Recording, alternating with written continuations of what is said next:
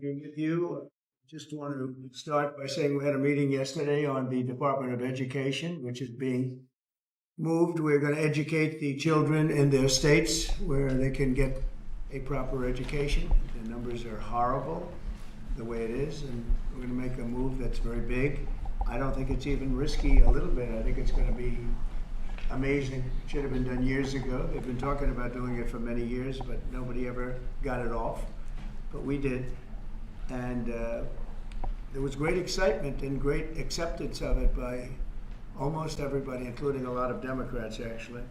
I do want to say that I've decided that the SBA, the Small Business Administration, headed by Kelly Loeffler, is a terrific person, will handle all of the student loan portfolio. We have a portfolio that's very large, lots of loans, tens of thousands of loans, pretty complicated deal. And that's coming out of the Department of Education immediately, and it's going to be headed up by Kelly Loeffler at SBA, and they're all set for it. They're waiting for it. It'll be serviced much better than it has in the past. It's been a mess. And also, Bobby Kennedy, the Health and Human Services, will be handling special needs and all of the nutrition programs and everything else. Rather complex, but that's going to be headed by and handled by Health and Human Services. So I think that'll work out very well. Those two elements will be taken out of the Department of Education, and then all we have to do is get the students to get guidance from the people that love them and cherish them, including their parents, by the way, who will be totally involved in their education, along with the boards and the governors and the states. And it's going to be a great situation. I guarantee that in a few years from now, I hope I'm going to be around to see it, but I think we're going to see a lot of it. I think that you're going to have tremendous results. You're going to have results like Norway, Sweden, Denmark, a lot of the countries that do so well. I think you're going to have a lot of those results. If you look at Iowa and Indiana and Idaho, so many places that run so well, Florida, Texas, big ones, you're going to have great education, much better than it is now at half the cost. And we're not even doing it as a cost item, although you will save probably half, maybe more than that. And you're not going to be at the bottom of the list. You're going to be much higher. And maybe you'll be, I will guarantee some of the states will be at the top of the list. They'll be comparable or better than these number 1, 2, 3, 4, 5 countries, the countries that are in the top 5 positions. So that's, to me, it's very exciting, and it's been received very well. So I just wanted to tell you about the student loans and special needs. But we're here for a reason today that is very exciting, and I'm thrilled to announce that at my direction, the United States Air Force is moving forward with the world's first 6th generation fighter jet. Number 6, 6th generation. Nothing in the world comes even close to it. And it'll be known as the F-47. The generals picked a title, and it's a beautiful number, F-47. It's something the likes of which nobody has seen before in terms of all of the attributes of a fighter jet. There's never been anything even close to it, from speed to maneuverability to what it can have to payload. And this has been in the works for a long period of time. After a rigorous and thorough competition between some of America's top aerospace companies, the Air Force is going to be awarding the contract for the next generation air dominance platform to Boeing. As you know, was highly competed for. There was a lot of competition, generals, and it's been going on for a long time. Very, very tough competition, but this plane is produced numbers that nobody's ever seen before. The F-47 will be the most advanced, most capable, most lethal aircraft ever built. An experimental version of the plane has secretly been flying for almost 5 years, and we're confident that it massively overpowers the capabilities of any other nation. There's no other nation. We know every other plane. I've seen every one of them, and it's not even close. This is a next level. You know, level 5 is good. This is level 6, they say.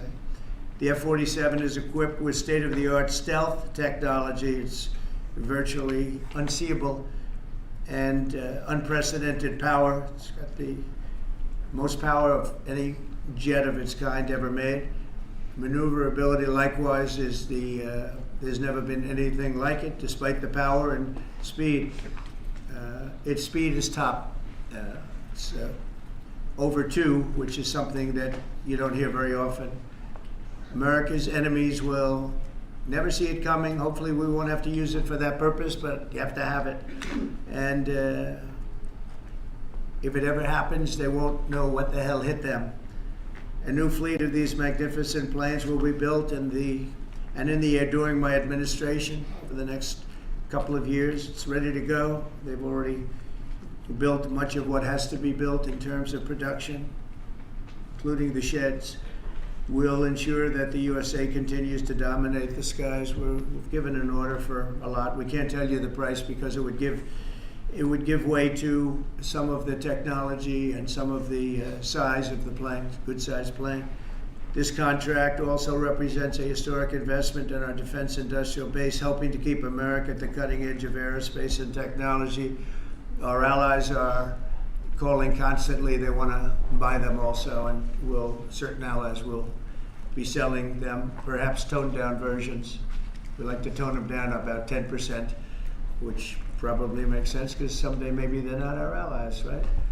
But I would like to ask Secretary Hegseth, who's doing a fantastic job. He's really been very inspiring in so many ways, and I must say that before he speaks, we have had record people wanting to join our military in the last 2.5 months, literally since this, I think probably since the election, November 5th, but especially since we came to office and since I announced Pete.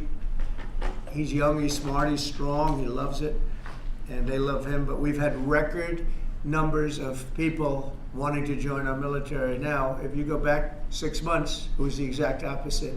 You had record numbers of people not wanting to join the military. Now you have record numbers of people wanting to be in our military, and that's a great honor. That shows you we're really on the right track. So, Pete, maybe say a few words. Sure. Please. Well, Mr. President, this is a big day. This is a big day for our warfighters. This is a big day for our country, a big day in the world. The name of this program is the Next Generation of Air Dominance. And Mr. President, because of your leadership, your clarity, America is going to have generations in the future of air dominance because of this 6th generation fighter. We've had the F-15, we had the F-16, the F-18, the F-22, the F-35. Now we have the F-47, which sends a very direct, clear message to our allies that we're not going anywhere, and to our enemies that we will be able to project power around the globe unimpeded for generations to come. Mr. President, this is a gift to my kids and your kids, to my grandkids and your grandkids. This is a historic investment in the American military, in the American industrial base, in American industry that will help revive the warrior ethos inside our military, which we're doing, rebuild our military, which the previous administration did not do, by the way, Mr. President. They paused this program and were prepared to potentially scrap it. We know this is cheaper, longer range, and more stealthy. President Trump said we're reviving it and we're doing it. And then we are also going to reestablish deterrence. Under the previous administration, we looked like fools. Not anymore. President Trump has reestablished American leadership. The F-47 is part of it. And Mr. President, thank you for having the courage to do it and leading the way for all our warfighters. Thank you very much, Pete. One of the things I will say, but the generals are going to speak in just a couple of seconds, but this plane flies with drones. It flies with many, many drones, as many as you want, and it's a technology that's new, but it doesn't fly by itself. It flies with many drones, as many as we want, and that's something that no other plane can do. So I'd like to introduce, if I might, Air Force Chief of Staff General David Alvin, and also General Dale White, two incredible people that I've known over the years, but I got to know them really well over the last few months. And would you say a few words, please, General? Thank you very much, Mr. President. Mr. President, Mr. Secretary, thank you so much for your unwavering commitment to our military. I will say this is a big day. This is a big day for our United States Air Force as well. You know, air dominance is not a birthright, but it's become synonymous with American air power. But air dominance needs to be earned every single day. And since the earliest days of aerial warfare, brave American airmen have jumped into their machines, taken to the air, and they've cleared the skies. And whether that be clearing the skies so we can rain down destruction on our enemies from above, or we can clear the path to the ground forces below. That's been our commitment to the fight, and that's really been our promise to America. And with this F-47 as the crown jewel in the next generation air dominance family of systems, we're going to be able to keep that promise well into the future. I also want to thank everyone from industry and with the government, our engineers, who have worked tirelessly on this program to bring it where we are right now today. This shows that American talent, American skill, and American determination are second to none, because this platform is second to none. So we believe that this provides more lethality, it provides more capability, more modernized capability in a way that is built to adapt. This, along with our collaborative combat aircraft the President talked about with drones, this is allowing us to look into the future and unlock the magic that is human-machine teaming. And as we do that, we're going to write the next generation of modern aerial warfare with this. This enables us to do this. The manner in which we put this program together puts more control in the hands of the government, so we can update and adapt at the speed of relevance, at the speed of technology, not at the speed of bureaucracy. This is more Air Force. This is more options for the President. We say as our mission in the United States Air Force is to fly, fight, and win air power anytime, anywhere. If you want to go anywhere, you have to have a platform that gets you anywhere. This provides the President options from the very one end, which is a quick response, and then we can get right back into fight and stance without having to deploy troops that are going to take maybe months and cost more lives. We can be back in fight and stance, and maybe we restore that deterrence. All the way to decisive victory as part of a joint force that is the most lethal and capable military ever known in history. That's what we provide now, and this allows us to provide it into the future. It's more deterrence, more capability. It's what peace through strength looks like into the future, Mr. President. And so we're very proud to do that. And all we can say is, on behalf of the United States Air Force, let's deliver. Thank you very much. Thank you, General. Would you like to say something? No, sir, I'll just double check what the chief said. He knows what to do. He Generational knows lead. who the boss is. Look That's at exactly that. right. Air security is what it's all about, and this is what we'll deliver. That's great. Thank you very much. Great job. We've worked together long and hard on this, and this was a big secret. In fact, we don't show too much of the plane for that reason. See what we show? You see how beautiful that is, but that's just a very small part of it. Sure. I wasn't surprised. I was wondering how much are you going to show when they came in with that. You see a wheel in the front? That's about it. Any questions? Mr. President Trump, Peter? is 80,000 pages of documents is a lot to sift through. Yeah. Can you just tell us who killed Kennedy? Well, I was given the task of releasing that because many presidents have gone through it and they haven't released. And I said, release. We even released Social Security numbers. I didn't want anything deleted.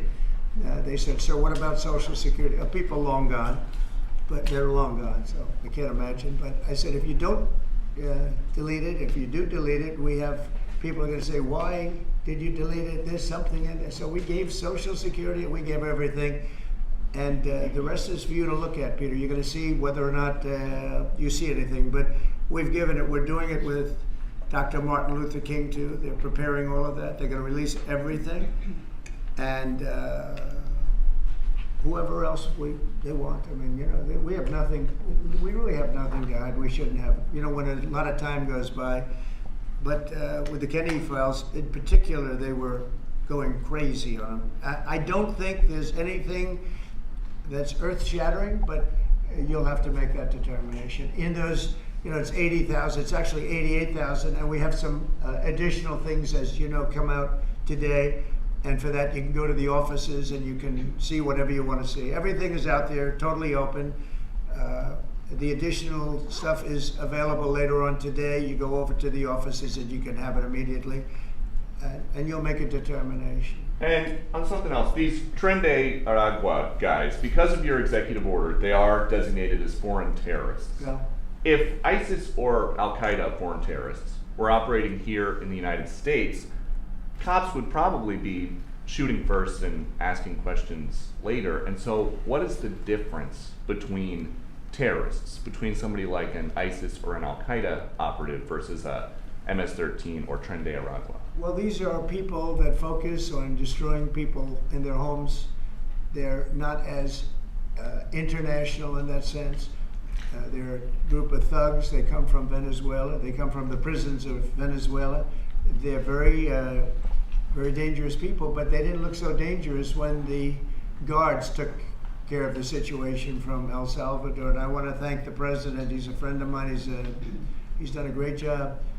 But I just can't imagine that the Democrats are taking this issue where they want to have them back. You know, so now they have men playing in women's sports. They have transgender for everyone. They have open borders. They have all of their crazy policies that are, I think, 95-5, not 90-10, okay?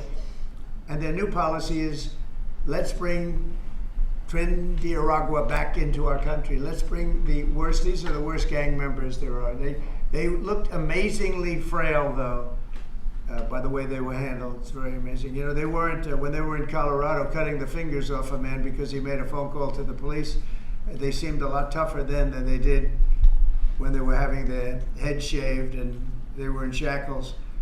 They're tough people. They're bad people. We don't want them in our country. We can't let a judge say that he wants them. You know, he didn't run for president. He didn't get much more than 80 million votes. And we just can't let that happen. It'd be so bad for our country.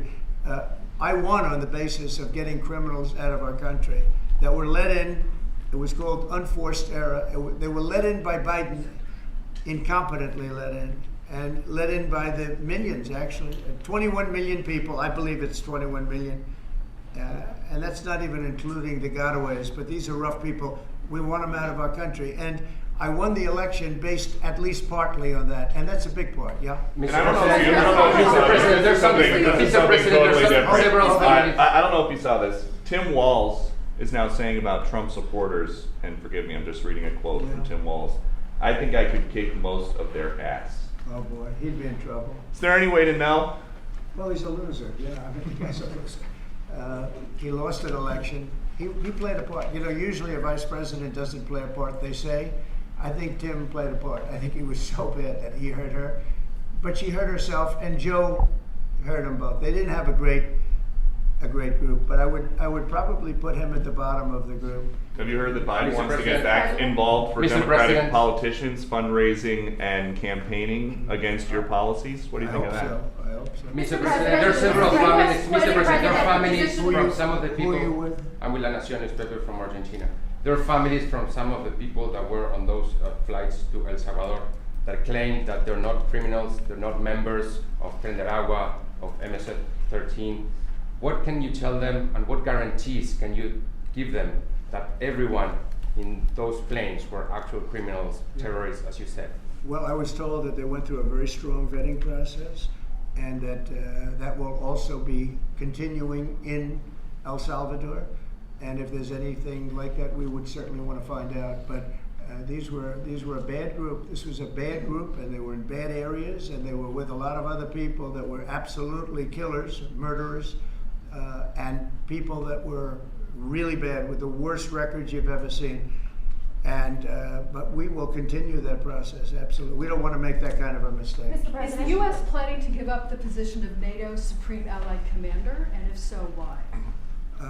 NATO is something that I saved. NATO was gone until I came along. In fact, the previous Secretary General, very good man, both of them are good. The current man is fantastic. But both of them have said, if it wasn't for Trump, you wouldn't even have a NATO, because we were paying the cost of almost all of the countries. And now they're paying. I said, we're not going to do this. We're not going to continue. You hurt us on trade. You do bad things on trade. And then on top of it, we're supposed to pay for your military. And because of what I did, hundreds of billions of dollars flowed into NATO by countries that just weren't paying. They were delinquent. They weren't paying their bills. So NATO is solid. They're strong. But they have to treat us fairly. Are we going to give up the... Because look, without us, NATO is not the same. And I can tell you, I've been having very good discussions, as you know, with President Zelensky and with President Putin, and President Putin will tell you that without the United States, he wouldn't be worried. But he is worried when the United States is involved. And I have to tell you, I've dealt very well with both gentlemen, and we have, I think we have the confines of a deal. I hope we have the confines of a deal. I'm doing it for two reasons. Number one, and by far most importantly, thousands of young people, and they're not American people, they're Russian and they're Ukrainian, are being killed every week, thousands a week. And also the United States has paid, because of Biden, $350 billion on a war that should have never happened.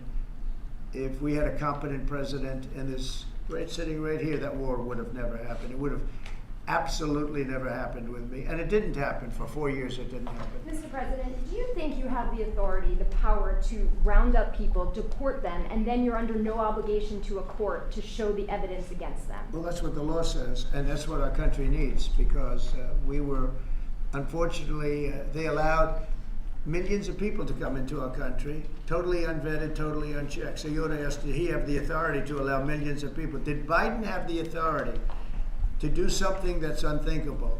Have open borders where millions of people poured into our country, totally unvetted and totally unchecked, just as you would say. And many of those people were criminals. Many of them were from jails and prisons and mental institutions and gang members and drug dealers and very dangerous people. Many were murderers. We have 11,088 that we know of murders they've murdered. Of that number, at least half killed more than one person. They're in our country. They're in a location near you. Biden allowed that to happen to our country. And his people that really ran the country.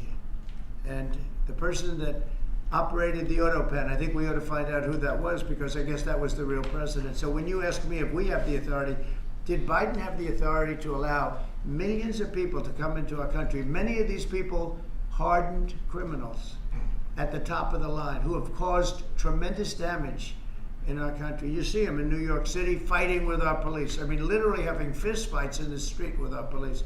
These are tough, hard criminals. Many of them came out of jails, and not just South America, from all over the world. They came out from Africa, from the Congo. They came out from Asia. Not just South America, but many from South America. These are hard, tough criminals, and we have to get them out. And a judge sitting behind a bench someplace got a nice appointment. You can't take that away from the people that are responsible. Now, in this case, Marco Rubio has a lot of big decisions to make, and he's a fantastic person, a great man. I think he'll be our best. I think he has a chance to be our best Secretary of State. He's been doing incredibly. He works so hard. He's gone to so many different countries already, and he's got the authority to get bad people out of our country. And you can't stop that with a judge sitting behind a bench that has no idea what goes on, who happens to be a radical left lunatic. Do you think the judiciary is You guys today are denying. You guys are denying this New York Times report that Elon Musk was going to be shown a 20 to 30 page presentation about a theoretical war plan against China. Why not just show it to Elon? Because I don't want to show it to anybody. You know, you're talking about a potential war with China. Now, I deal with these people all the time, and I'm dealing with Pete. I'm dealing with these gentlemen on numerous different airplane purchases, and I think they're all going to be great. But I don't want other people anybody seeing potential war with China. We don't want to have a potential war with China, but I can tell you if we did, we're very well equipped to handle it. But I don't want to show that to anybody. But certainly you wouldn't show it to a businessman who is helping us so much. He's a great patriot. He's paying a big price for helping us cut costs, and he's doing a great job. He's finding tremendous waste, fraud, and abuse. But I certainly wouldn't want, Elon has businesses in China, and he would be susceptible perhaps to that. But it was such a fake story. The New York Times is just as fake as CNN and MSDNC. And anybody read that story, people laughed at that story. Who would do such a thing? And the first thing I did is I called Susie and I called Pete. I said, is there any truth to that? And they said, it's ridiculous. No, he's over there to talk about cost. You might want to address that, Pete. But Elon was over there today, to address costs. Doge, thing called Doge, which you've heard about. Pete? That's exactly right, Mr. President. You pointed out it was a fake story. We pointed out it was meant to sort of undermine whatever relationship the Pentagon has with Elon Musk. Elon Musk is a patriot. Elon Musk is an innovator. Elon Musk provides a lot of capabilities our government and our military rely on, and I'm grateful for that. We welcomed him today to the Pentagon to talk about Doge, to talk about efficiencies, to talk about innovations. It was a great informal conversation. The rest of that reporting was fake. There was no war plans, there was no Chinese war plans, there was no secret plans. That's not what we were doing at the Pentagon. I might add that I think Elon, if they ever wanted to do that, I think Elon wouldn't do it. I think he wouldn't do it. He wouldn't want to put himself in that position. But if you read what's out of the New York Times, it's such a dishonest newspaper. It's such garbage. It's, it used to be called all the news that's fit to print. Well, it's all the news that's not fit to print. They have fake sources, or they don't have sources. I think they make most of it up. But this was a made-up story by the New York Times. I call it the failing. It's a failing newspaper. It's failing. And they shouldn't do that. They really are the enemy of the people. And Mr. President, We do need honest journalism in this. We've made such big strides over the last 2 months, but we just need honest journalism, and we don't have it. When you have a CNN, you have to watch these people every once in a while just to see where they're coming from, and it's so dishonest. MSNBC is, I think, probably worse, and they're both doing horribly in the ratings. I think they're going to be turned off. I don't think they're not doing any ratings. You're doing well on the ratings. Mr. President, President. just quickly on, I understand that your trade rep is meeting their Chinese counterpart next week. Yes. Is there anything that they can do to stop April 2nd or to roll back the tariffs that you put on China already? Well, we can talk, but basically, I call April 2nd. I would have made it April 1st, but I didn't want to be April Fool's Day because then nobody would believe what I said, and they do believe me. April 2nd is going to be Liberation Day for America. We've been ripped off by every country in the world, friend and foe. We've been ripped off on trade. We've been ripped off on military. We protect people and they don't do anything for us. It's just so unfair for years and years. And now some of that money is going to be coming back to us in the form of tariffs. Tens of billions. It's going to be numbers like nobody's ever seen. So NVIDIA announced today, you saw that, hundreds of billions of dollars of investment. The biggest chip maker in the world announced hundreds of billions of dollars of investment. Hundreds of billions, not millions, but billions. They're all coming here. Apple just announced $500 billion worth. They're going to build plants here. They built their plants in China. They're going to build them here. And they're starting immediately. We have investment, the likes of which this country has never seen, already announced. And they all want to have news conferences. I don't have enough time to have that many news conferences, but I would say so far at least $4 trillion. $4 trillion is coming in. Car companies, very importantly, a lot of the car companies that were going to build in Mexico or Canada are now building here. Because I don't want cars from Canada. I don't want cars from Mexico. They want to do it, it's fine, but I want the car companies to build here, not, they were building in Mexico 3 plants, big plants, really big plants, and they were going to sell the cars right across the border. We wouldn't have the jobs, we wouldn't have the profits, we wouldn't get the taxes, we get nothing. All we get is unemployment and empty factories. Those days are over. So now those 3 places are going to build here, but many more than that. We have a big one. Honda is building, just announced a really big plant in Indiana, great state, smart place to build. And we have many car companies coming here. The steel mills are going to be booming, And many other things come with that. But we need that for defense. There are certain things you have to have. You have to have steel. We would have had, if I didn't do in my first term tariffs to stop the onslaught, because they were dumping steel in order to destroy our steel plants. If I didn't do 50% and even 100% in certain cases tariffs on steel, you wouldn't have a steel plant in the United States. And Biden was unable to get rid of those tariffs because they threw off so much money that his numbers, which didn't work anyway, because his numbers were terrible, what he did, the way he spent money was so horrible, and what he allowed to happen to energy. That's the other thing. Energy is going to be like it's never been before. Mr. Vice President is here. Do you have anything to say while you're here? No, sir. Good Vice President. I'm just here to watch the show, sir. Okay. I think airplanes are pretty cool, so I wanted to check this out. Airplane's cool. It is cool. Mr. President, anything that China can do to take off the trade war at this point, though? Well, I'll be speaking to President Xi. I have a great relationship with him. We're going to have a very good relationship. But we have a $1 trillion deficit because of Biden with President Xi. More than that. I mean, I've heard $1.2 trillion. We have a deficit. And I've explained that to President Xi. We also have a problem where he's allowing fentanyl to be sent into Mexico and then cross the border and, killing. I think the number is much higher than the 125, 115 that I think it's closer to 300,000 people a year. And so that's a problem. But they have a tremendous surplus against the United States, and we don't want that. Mr. President, why do you want to control Ukraine's power A plant? number of industries have come to you asking for exemptions on tariffs. Is that something that is under consideration by you? Well, people are coming to me and talking about tariffs, and a lot of people are asking me if they could have exceptions. And once you do that for one, you have to do that for all. So, I mean, generally, I did something interestingly during 2 weeks ago. I gave the American car companies a break because it would have been unfair if I didn't. And everybody said, oh, he changed his mind on tariffs. I didn't change my mind. I helped our, sort of big three, big four. I helped some of the American companies.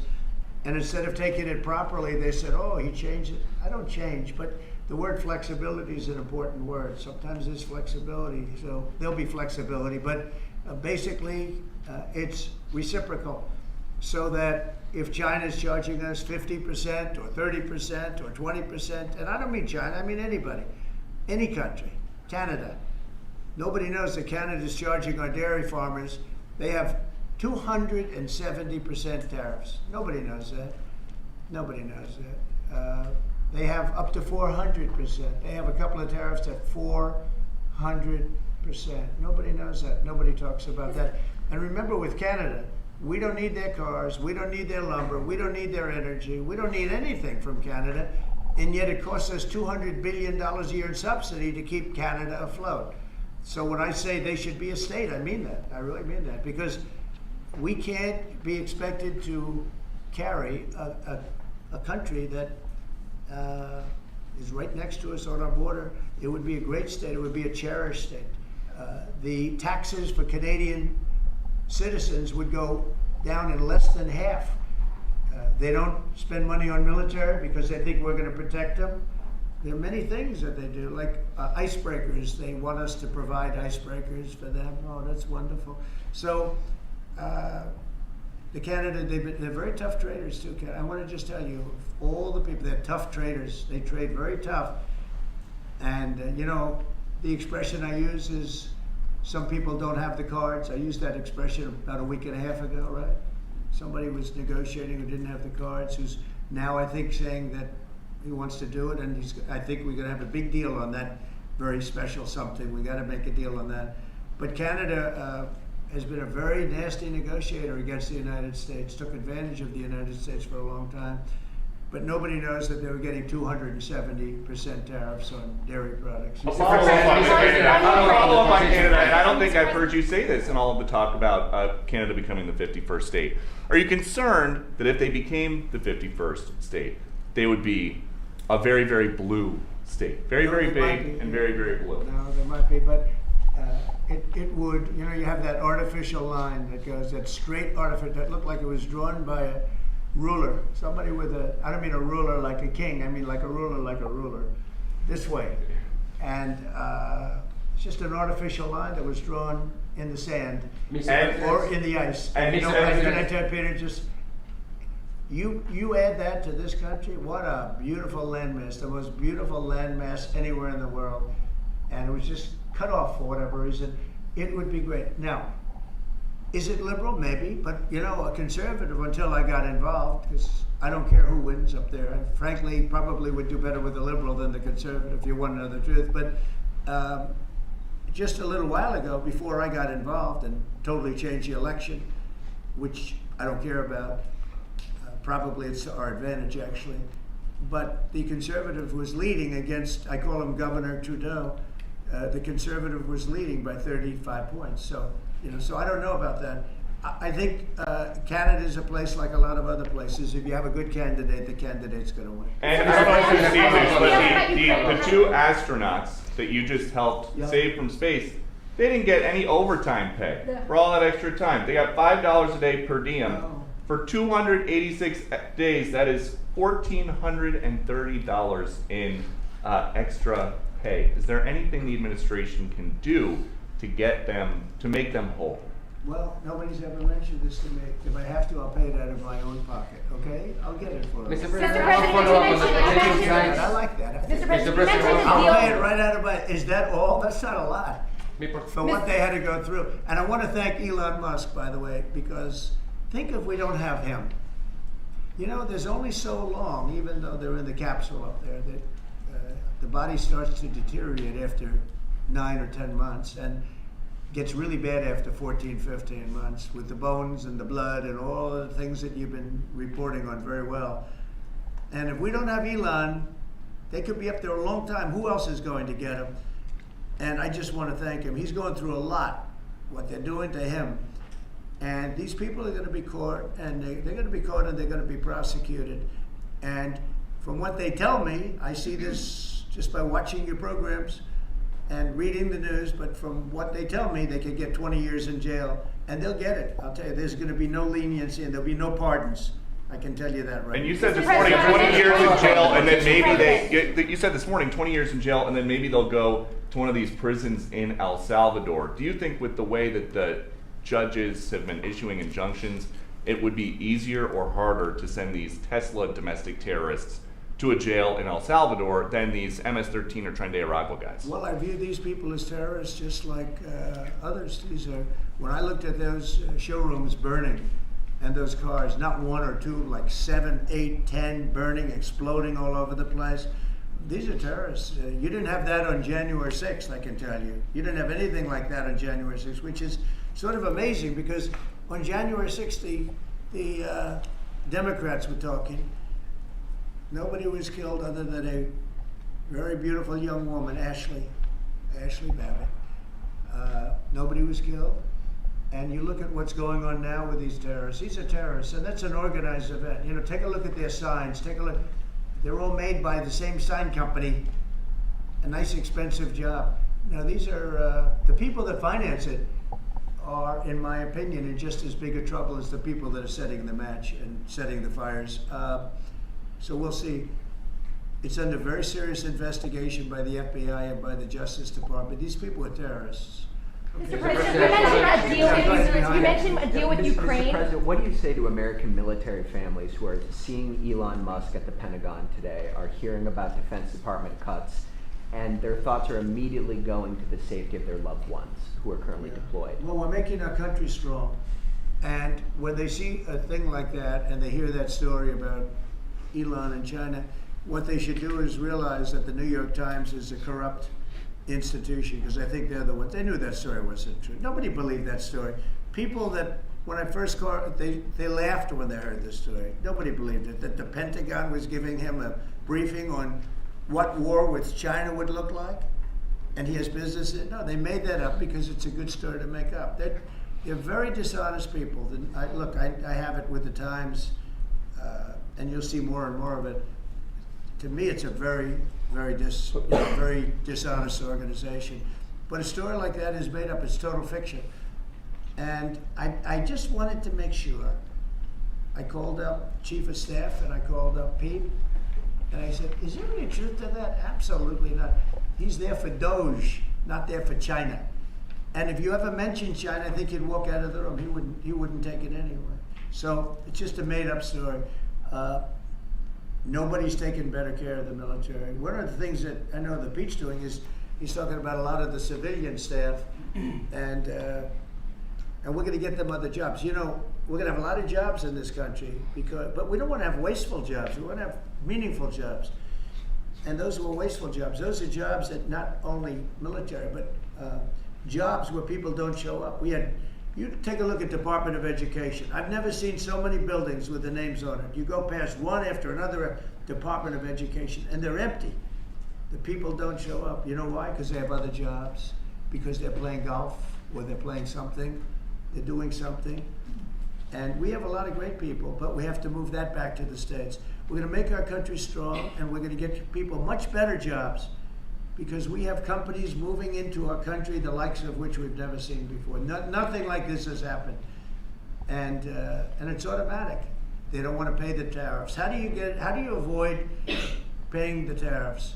You build your plant in the United States, and it's a beautiful thing to see. I see it.